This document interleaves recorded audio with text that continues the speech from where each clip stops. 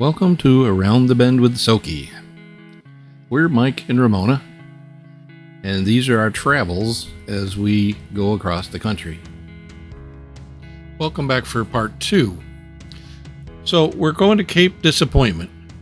It's very close to our campground, about 3 miles away, and there's lighthouses that stand sentinel atop the windswept cliffs.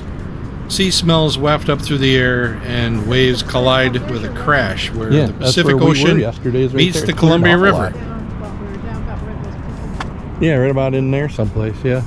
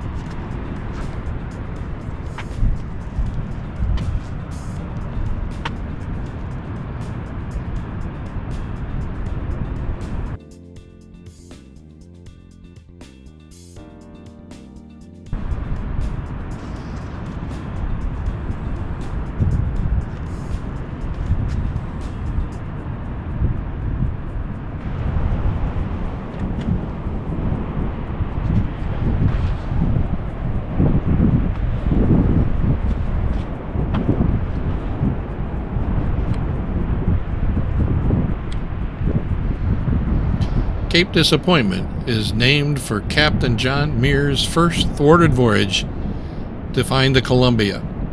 Cape Disappointment is steeped in Northwest history. This is the place to explore U.S. military and man-made legacies and to experience the story of Lewis and Clark and the effect of their Corps of Discovery expedition on Native American tribes.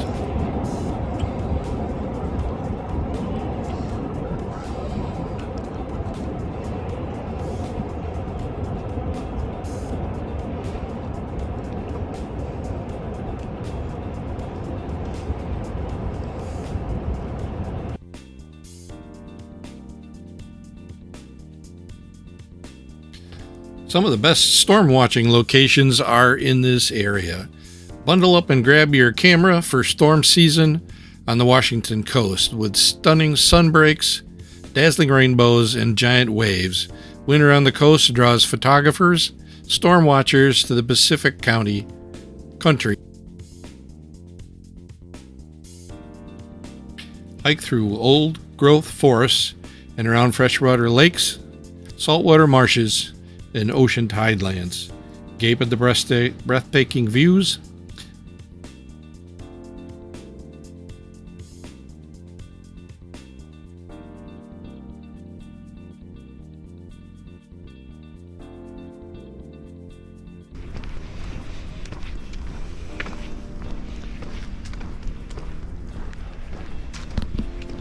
There's one that fell down. That's for Joe. You could really, you could live in that sucker. That's huge. There are monster trees in this area.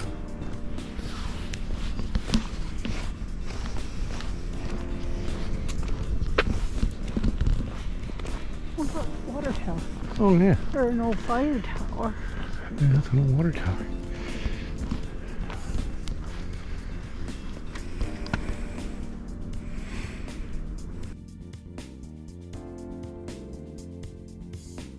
This area is amazing for the amount of weather that it gets.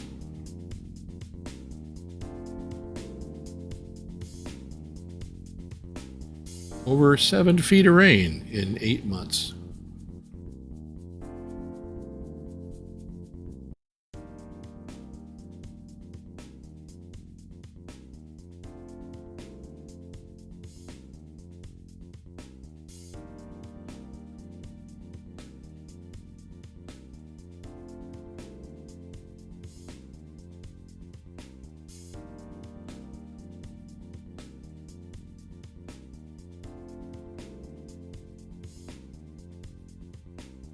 Remnants of military installation are still here on the hill.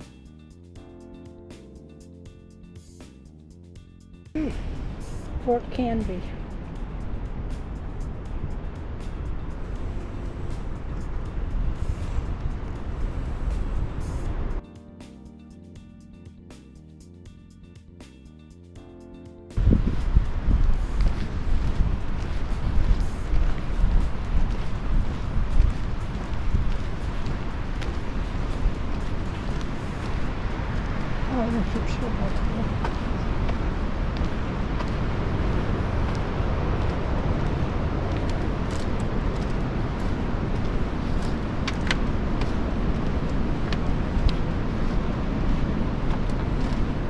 cross this nice bridge, and you're in for an amazing treat.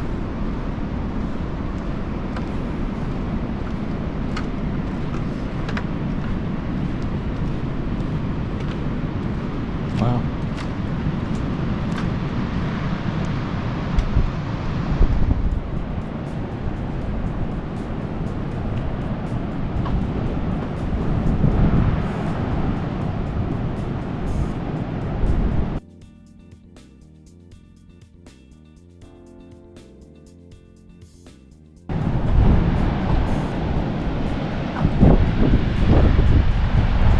Look at that view.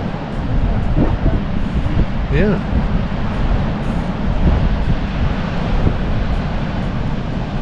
This is the Looking back towards Long Beach. Yeah.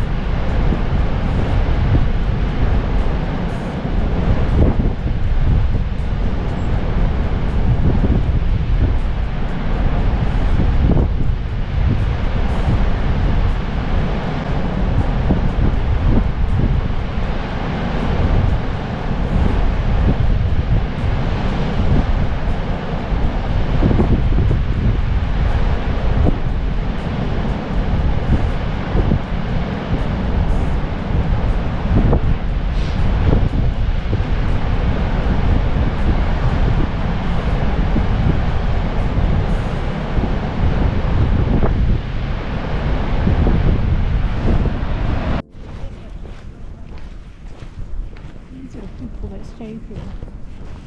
Well, you can walk up and through there. Yeah. Walk zone. Cape Disappointment is one of the few places that has two lighthouses, the one called North Head and then the one over at Cape Disappointment. The North Head lightkeepers' houses are actually able to be rented, and you can stay right on the edge next to the lighthouse.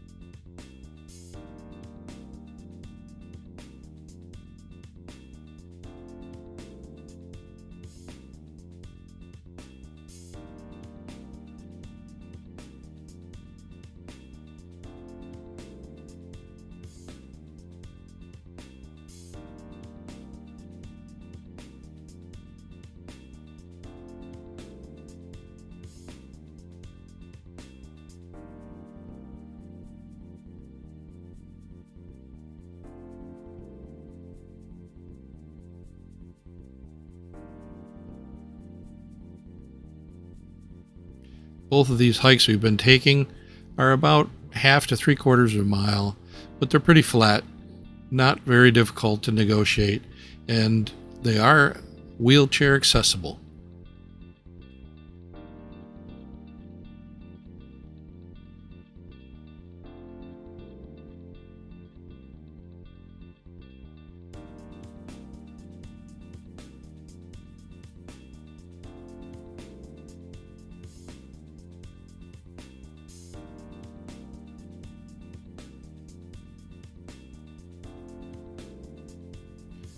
Once again, the views when you get out here are absolutely amazing.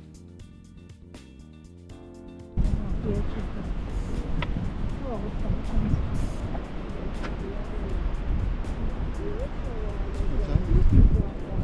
Yeah.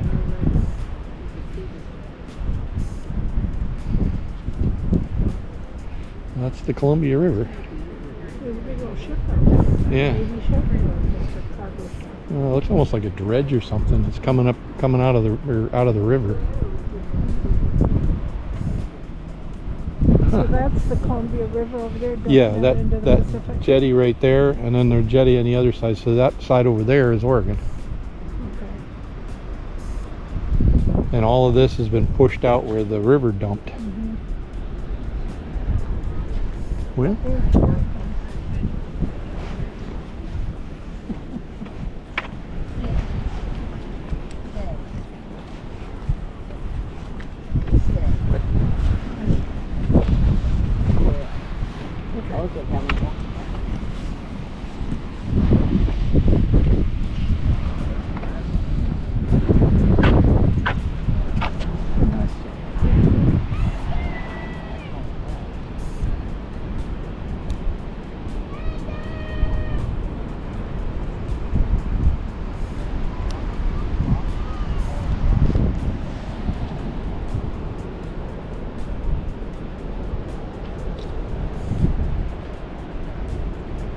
This is what the outlet used to look like for the Columbia River, and the jetty has changed all that. You see some.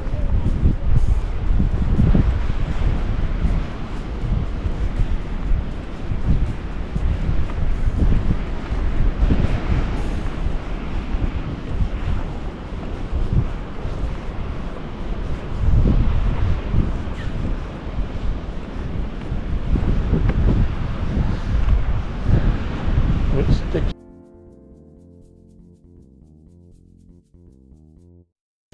Yeah.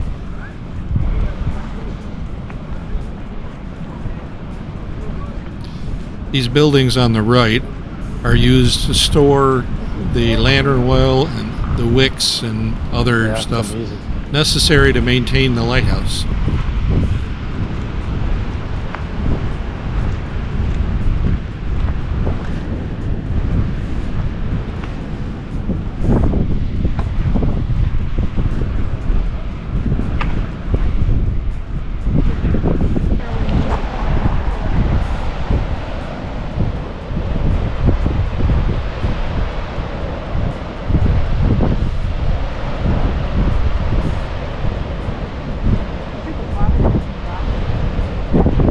Yeah.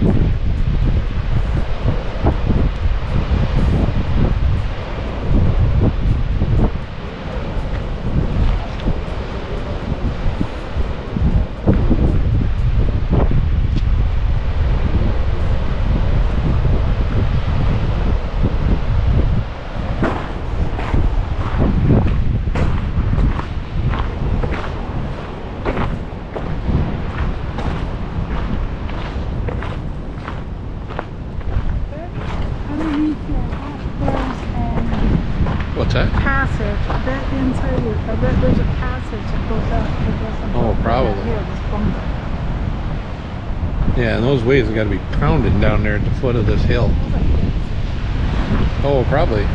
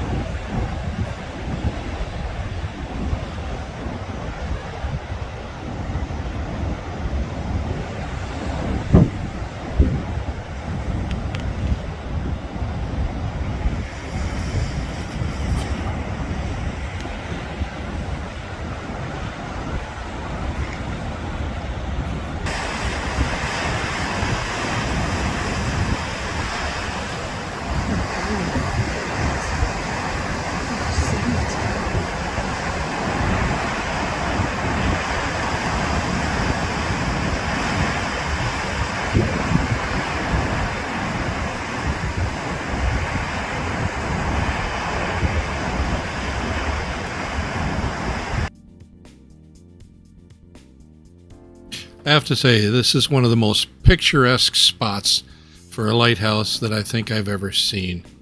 From accessibility and just the beauty of the lighthouse itself, very well maintained and just overlooking a spectacular ocean view.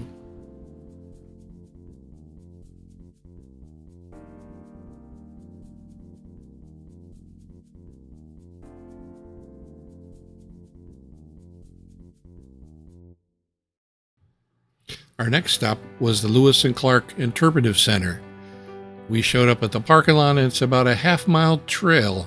It is a fairly steep trail, but it's paved again and accessible.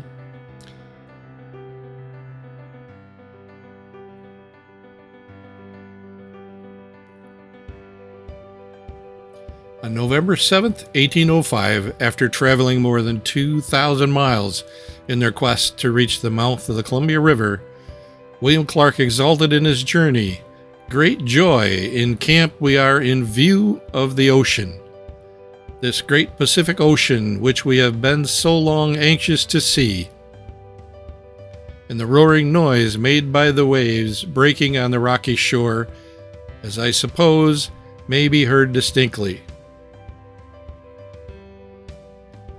Unfortunately, it really wasn't the ocean. Clark had been fooled by the breadth of the lower Columbia's estuary. The expedition still had 8 days of paddling ahead before they finally landed on the north shore and climbed Cape Disappointment to see the ocean itself. Carrying out President Jefferson's orders to establish the USA's claim to the Oregon country, Lewis planted the expedition's largest American flag on the spot. And that is the spot we're hiking to, at the Interpretive Center for Cape Disappointment. This is an incredible overlook that looks out to the opening of the Columbia River, the jetty, and there's some treacherous sandbars that keep moving offshore that create a lot of issues for mariners. In the distance, over across, you'll see the oldest lighthouse still in use on the west coast. This 53-foot brick tower was built in 1856 to cut the appalling frequency of shipwrecks on the Columbia River Bar, the graveyard of the Pacific. In fact, the ship that originally tried to bring the materials for the lighthouse here in 1853 sank with its cargo 2 miles offshore from Peacock Spit. Because of the configuration of this particular mouth of the river, 2 lighthouses were necessary because you could not spot the mouth of the river coming in from the north, hence the North Head Light.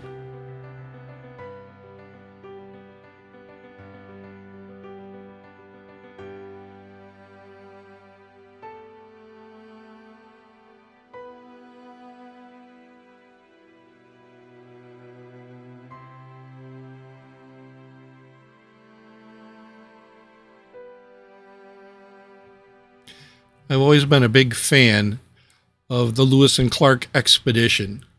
And when we crossed the Missouri River on the way west, I didn't realize that we were going to see a lot more of where they had been. When we stayed at this particular park, it was amazing to find out that we were right next to the point where they found the Pacific Ocean. This particular interpretive center really highlights the entire trip to the edge of the continent.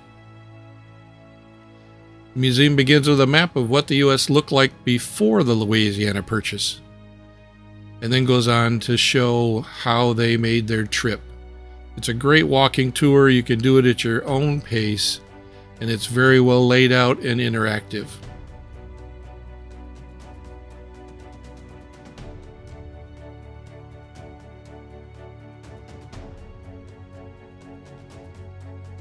what the U.S. looked like in 1805.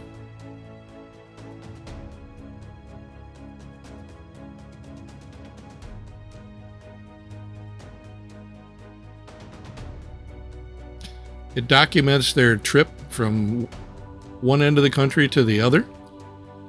They thought they were going to have a fairly interesting trip up the Missouri, across a couple of mountains, and see the ocean. And what they found was way more than they bargained for.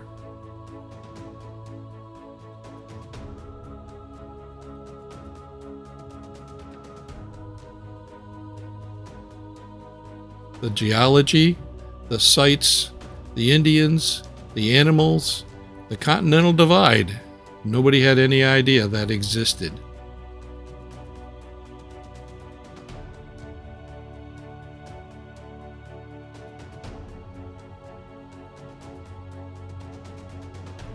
The Indian guides they met, the places they worked with, and how they learned from the Indians to build canoes, to use horses, and to barter over and through devastating terrain.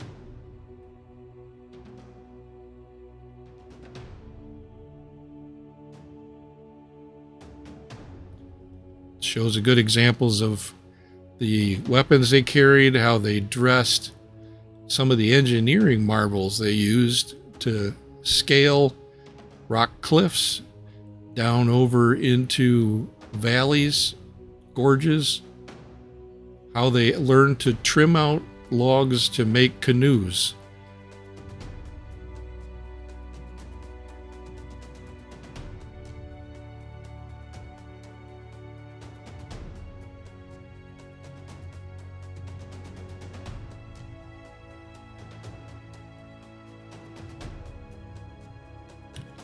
When we made our first stay on the Columbia River, it was amazing to see that terrain and understand that Lewis and Clark had had to come through that and have never seen it before.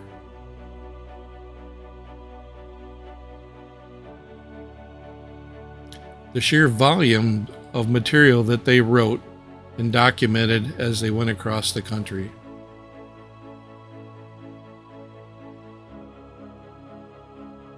Their first view of volcanoes, some of the buttes and rock formations in the west, gorges, waterfalls, things that had not been documented or seen before.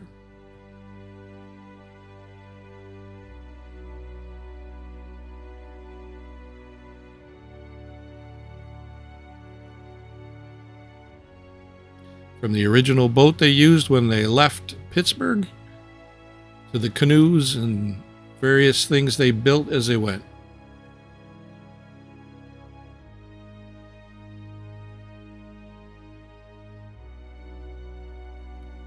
The great waterfall of the Columbia that no longer is visible. It's dammed up and looks just like the river.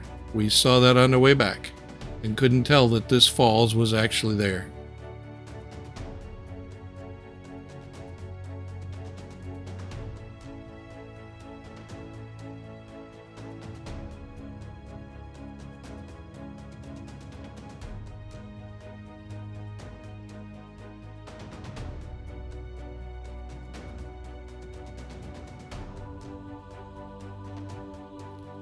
The change in the vegetation as they came across the country and eventually wound up on the Pacific with all the cedar trees that they had not seen before.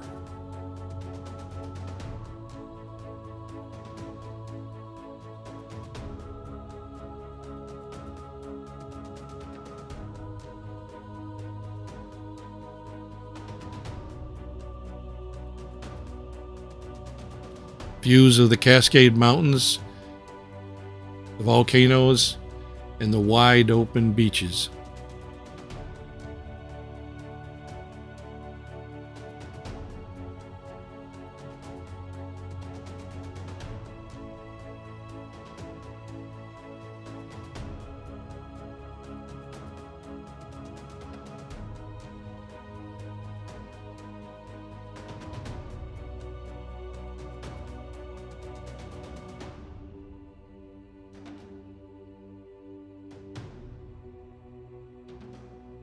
The decision they had to make for the winter of 1805 to be able to stay on the north side of the Columbia or go over to the southern side. The southern side was where they went, over to Oregon, and spent the winter there.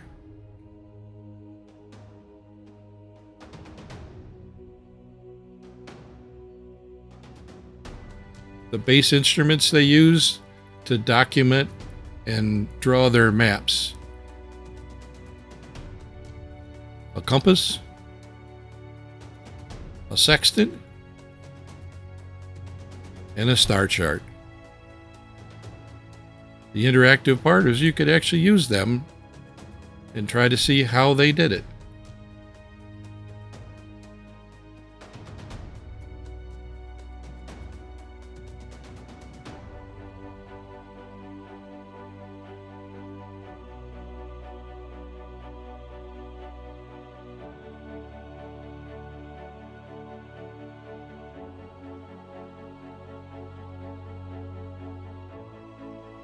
While they wintered on the South Shore, they had to put together salt and provisions to be able to work their way back across the country, because after all, they were only halfway done.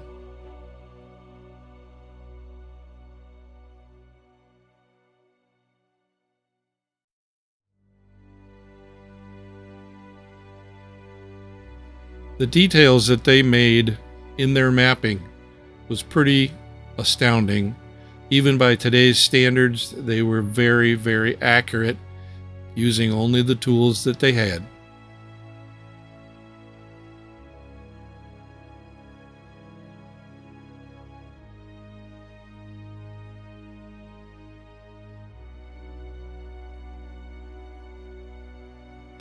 The decision was made to split the group up. One would take a shortcut overland, and the other one would try to follow the rivers as they had come over.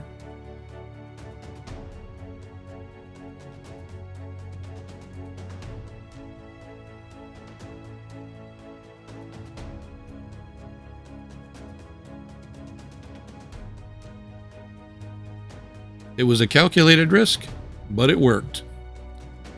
They also had left several caches, and here's an example of how the cache was put together, kind of buried in a bottle type arrangement underground.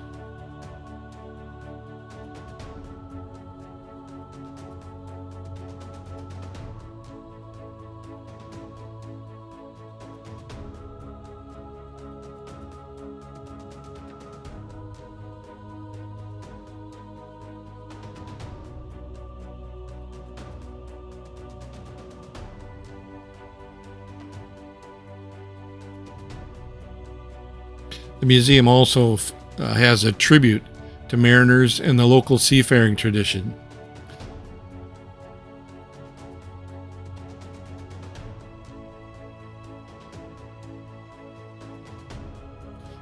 It does a really good job of explaining the perils of trying to get in and out of the mouth of the Columbia River.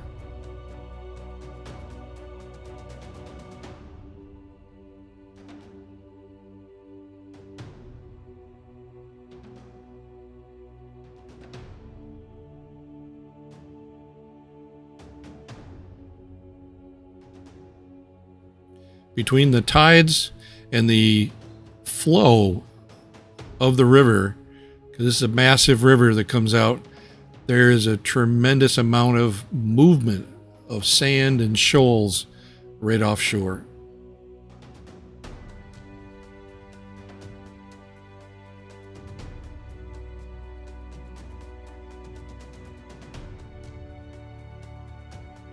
This particular exhibit points out those points of interest.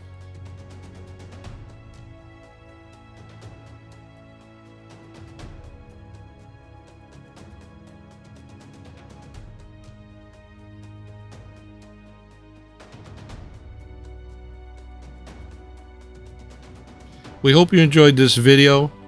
There's an awful lot to see in this area between part 1 and part 2. It's just dramatic.